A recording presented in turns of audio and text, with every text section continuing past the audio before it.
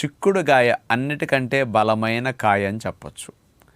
ఎందుకంటే అన్నిట్లోనూ విత్తనాలు ఎక్కువగా ఉండవు, కానీ చిక్కుడుగాయలో స్పెషల్గా విత్తనాలు ఎక్కువ ఉంటాయి. ఈ విత్తనాలంతా కూడా హై ప్రోటీన్, దగ్గర దగ్గర 30% వరకు ప్రోటీన్ ఉంటుంది. కొన్నిట్లో 33, కొన్నిట్లో 30, 32 ఈ రేంజ్లో ప్రోటీన్ ఎక్కువ ఉంటుందన్నమాట.